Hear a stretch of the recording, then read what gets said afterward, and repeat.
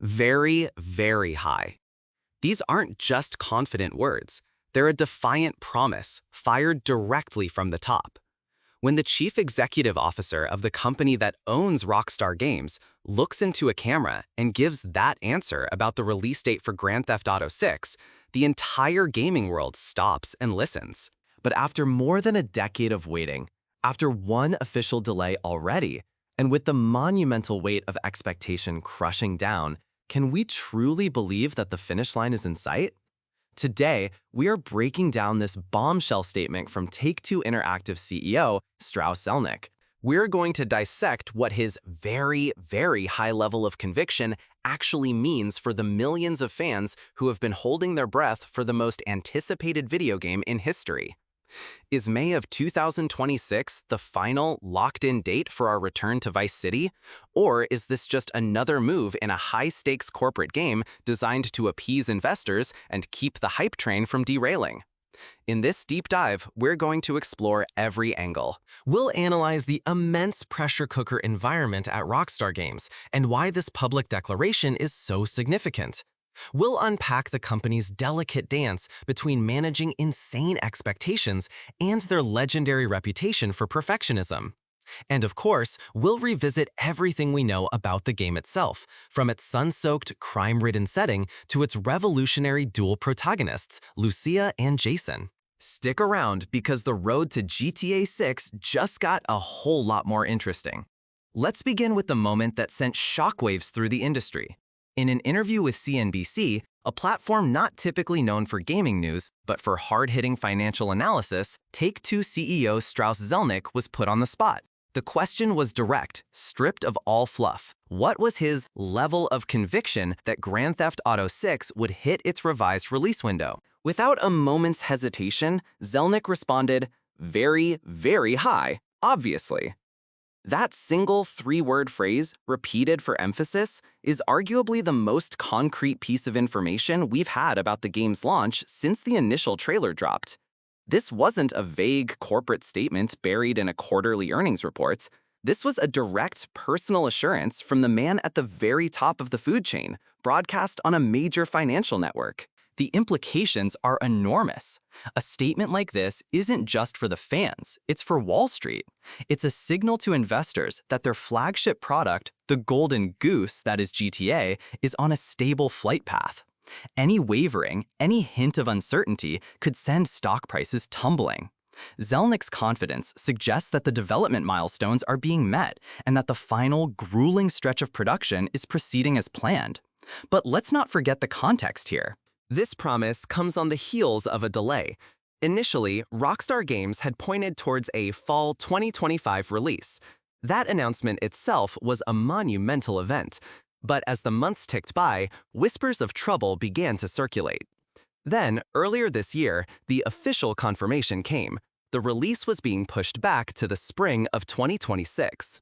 For a fanbase that has been waiting since 2013, the year GTA 5 was released, any delay feels like an eternity. This pushback, while disappointing, wasn't entirely surprising to veteran Rockstar watchers. The studio is infamous for its perfectionism. Games like Red Dead Redemption 2 were also delayed multiple times as the developers polished every single detail to a mirror sheen. So when the shift to 2026 was announced, many fans simply sighed, nodded, and accepted it as part of the Rockstar process. This makes Zelnick's new, more specific promise of May so critical. It's not just spring anymore. It's a specific month, a target that feels far more tangible and, dare we say, real. It transforms a vague window into a concrete deadline, a date we can circle on our calendars with, hopefully, more than just wishful thinking. This leads us to the monumental, almost suffocating pressure that Rockstar Games is currently under. To say that Grand Theft Auto 6 is highly anticipated is the understatement of the century.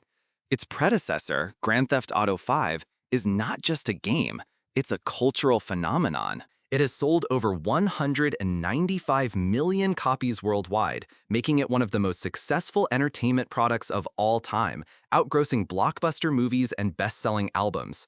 It has spanned 3 entire console generations, How do you follow that up? And let's be clear, the shadow cast by Grand Theft Auto 5 is long, not just because of its single-player campaign, but because of its revolutionary online component. Grand Theft Auto Online transformed from a promising multiplayer mode into a sprawling, ever-evolving digital universe that has kept millions of players engaged and spending money for over a decade. It became a platform in itself, a testament to Rockstar's ability to build a living world that generates billions of dollars in revenue. This is the true weight on the shoulders of Grand Theft Auto 6. It must not only deliver a cinematic, unforgettable single-player story, but also lay the groundwork for the next generation of GTA Online. The expectations for this new online world are just as massive, if not more so, than for the story of Lucia and Jason. It has to be bigger, more dynamic, and offer more freedom, all while being stable and engaging from day one. The expectations are, as Strauss Zelnick himself admitted, extraordinary. The second official trailer for the game, a minute-and-a-half glimpse into the world of Vice City, garnered close to 500 million views across various platforms on its very first day of release. 500 million! That's not just gamer hype, that is a global event. Every frame, every character model, every line of dialogue is being scrutinized and analyzed by millions. The scale of this project is just mind-boggling. And if you're as hyped for the return to Vice City as I am, hit that like button to let me know. This intense scrutiny creates a fascinating paradox for Take-Two and Rockstar, a paradox Zelnick himself touched upon. In his interview, he stated that the company wants to avoid pumping up expectations. It's a classic case of corporate understatement. They want to manage the hype to avoid a potential backlash if the final product somehow, impossibly, doesn't meet the god-tier standards the public has set for it.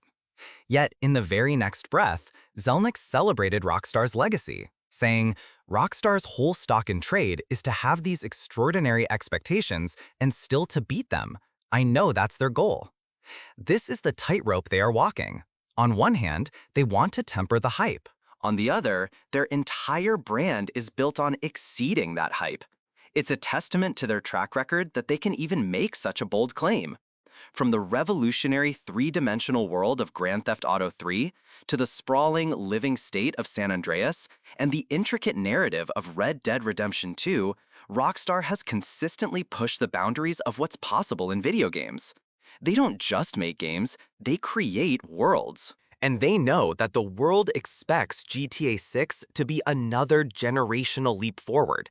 This isn't just about better graphics, it's about deeper systems, a more reactive world, and a story that will stick with players for years to come. Zelnick's confidence is a reflection of his belief that the development team is on track to deliver exactly that. So what exactly are they on track to deliver? Let's refresh our memory on what awaits us in the fictional, sun-drenched state of Lanita, home to the iconic Vice City.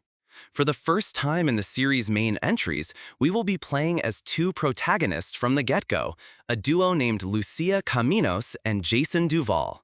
The narrative is said to be heavily inspired by the infamous American outlaw couple Bonnie and Clyde. This narrative choice is more than just a story theme, it's a potential revolution in gameplay.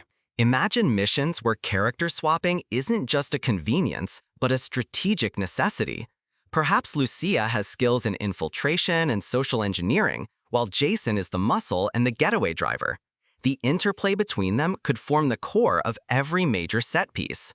We could see a relationship system that evolves based on player choices, affecting their dialogue and combat effectiveness as a team. This intimate focus on a criminal duo is a stark contrast to the three-protagonist structure of GTA 5, suggesting a more personal, character-driven narrative arc that could be Rockstar's most emotionally resonant yet. And the setting of Vice City itself is a character. The trailers didn't just show us a pretty city, they showed us a cultural satire in hyperdrive. From the rampant social media live streaming of every chaotic event to the alligator walking into a convenience store, Rockstar is clearly sharpening its satirical knife to carve up the absurdities of modern American life, specifically the unique brand of chaos often associated with Florida. This world promises to be a playground of emergent gameplay, where the unpredictable nature of its inhabitants creates unscripted moments of pure mayhem and comedy, a hallmark of the series. The sheer ambition of this project is what makes the development timeline so crucial and so prone to delays. Building a world of this scale and detail with two protagonists and a complex narrative while pushing the hardware of modern consoles to its absolute limits is a Herculean task. This task is compounded by the technological leap they are undoubtedly aiming for. We are talking about the next iteration of the Rockstar Advanced Game Engine, or RAGE. This engine has to render a world more dense and interactive than Los Santos, support more complex artificial intelligence for its citizens, and deliver visuals that will define the current console generation. The transition from fall 2025 to spring 2026 could very well have been a strategic decision to master this new technology, ensuring that the ambitious vision for Vice City isn't compromised by technical limitations or an unstable launch. Furthermore, the industry-wide conversation around development crunch cannot be ignored. Rockstar Games has faced criticism in the past regarding intense working hours leading up to a release. This delay could also be a sign of a healthier, more sustainable development pace, allowing the team to achieve their vision without sacrificing their well-being, a move that ultimately leads to a better, more polished final product. No one, least of all Rockstar, wants a repeat of the troubled launches we've seen from other major titles in recent years. The brand's reputation is built on delivering polished, masterpiece-level experiences on day one. A buggy or unfinished release would be catastrophic, not just for sales, but for the legacy of the entire Grand Theft Auto franchise. Zelnick's very, very high confidence is a declaration that the team has a clear view of the finish line and that this extra time is being used effectively to ensure a smooth and spectacular launch. Let's also consider the financial engine driving this entire enterprise. Take-Two Interactive is a publicly traded company, and Grand Theft Auto is its single most valuable asset. The announcement of a release date and any subsequent changes to it directly impacts the company's stock value and its financial forecasts for upcoming years. Locking in May of 2026 allows the company to plan its fiscal year around what will undoubtedly be the biggest entertainment launch of the decade. It informs marketing budgets, manufacturing pipelines for physical copies, and partnership deals. Pushing the date back again would not just disappoint fans, it would create chaos for their business operations and shake investor confidence. When Strauss Zelnick makes a promise on CNBC, he's not just speaking as a gaming executive, he's speaking as the custodian of billions of dollars in shareholder value. This adds an immense layer of gravity to his words. It suggests that the internal roadmaps are solid enough that he is willing to publicly stake his and the company's credibility on this May 2026 window. It's a high-stakes game for Rockstar and Take-Two, and we'll be covering every twist and turn as we get closer to the launch. Make sure you're subscribed so you don't miss our future updates and deep dives into the world of GTA 6. In conclusion, where does this leave us, the players who have been waiting with bated breath? Strauss Zelnick's confident declaration is the strongest piece of assurance we have received to date. It's a clear signal that despite the monumental task ahead, the development of Grand Theft Auto 6 is on track. The shift to a specific month, May of 2026, moves the release out of the realm of speculation and into the territory of a concrete plan.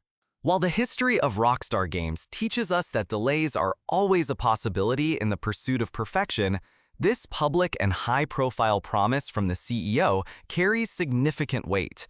It seems the company is finally ready to commit, to draw a line in the sand and say, this is when the world will return to Vice City.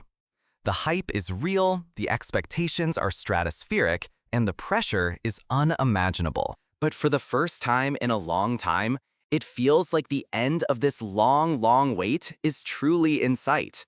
The next chapter in the Grand Theft Auto saga is coming, and according to the man in charge, it's coming in May of 2026, and we, along with the rest of the world, will be